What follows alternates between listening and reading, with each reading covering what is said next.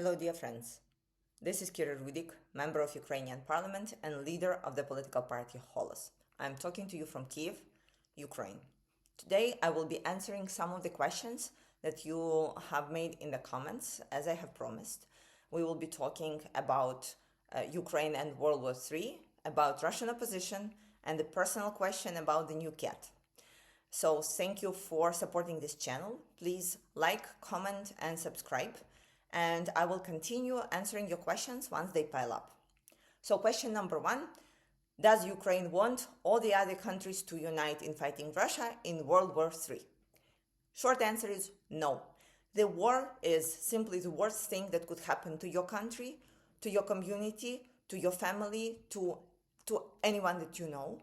This is something that goes with you and destroys physically humans' life, but also it destroys generations of people. And we in Ukraine right now are robbed of the next generation that we had so many hopes for, and that right now is growing under the bomb shelters, studying in the under the bomb shelters. One of my friends said, nobody will ever return from the war. And this is true. The personal, the mental, the economic, all kinds of tolls that our country, our nation have taken is just unbelievable.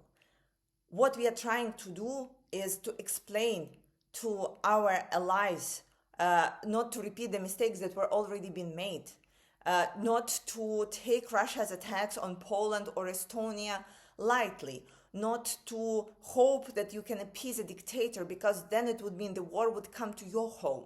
And while we say why Ukraine is fighting and we are ready to fight, it's such an easier, cheaper, better way to just support us so we can end the war once and for all, and weaken Russia to the point that they can never threat other nations.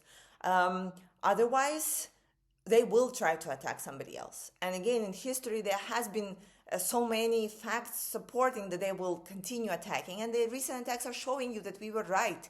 And so what we are saying right now is, please, let's go back to the question one. We do not want World War III. We want the war to end. Please support us in ending the war, and we are the people who can actually do it.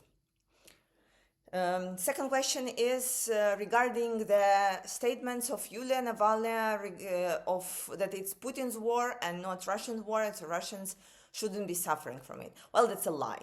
It's not Putin's war, because no matter that this is an authoritarian regime, it was not Putin who was raping people in Bucha and Irpin, was not Putin who was behind the mass graves, was not Putin who is constantly launching the missiles and drones on kindergartens and hospitals.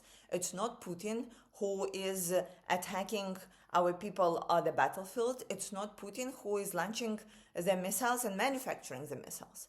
Every single person who is doing that is doing it by choice. The choice could be to oppose the regime, and we have had many people through the history who were opposing the regime. And there could be attempts to say, well, it's just Putin and his inner circle and the rest are innocent.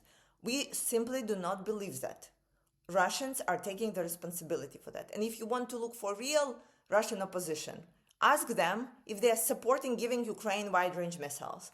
Ask them if they are supporting Ukrainian militaries, because what Russian so-called opposition was not able to do is actually to stand up against Putin. The only opposition to Putin right now is Ukraine and Ukraine's army. But for some reason, so-called Russian opposition is not supporting the only organization that is standing against Putin. They prefer to continue saying, "Oh, we are so innocent, etc., etc." No, that is absolutely not true. If Russian nation was able to stand against the war, there would be no war. If Russian nation or Russian opposition were good for anything, we would have absolutely different situation right now. So the only good Russians that we say we have are the Russians that are fighting right now on Ukraine's side against Putin. The rest are the ones who are trying to get some attention and perhaps some money, but they are not useful for Ukraine's cause. And they have their part in constant killings and destructions. Third question is about the new cat. So he's somewhere napping.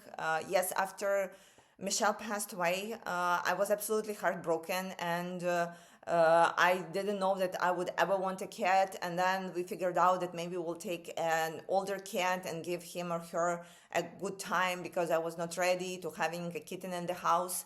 And then it all changed, because suddenly we have heard a kitten crying somewhere in the garages here nearby. We were trying to catch him, and 2 days after, there was a little Draco who looks like a dragon, acts like a dragon, and right now he's destroying our little home and bringing so much joy. I said many times that I didn't think that your heart can be unbroken, but it actually can be. And so much joy and love that I'm getting right now is just unbelievable. We are very, very happy. No, we didn't introduce him to our dogs because our vet said, wait until the cat cannot be mistaken for a rat. And Draco is still in this rat phase.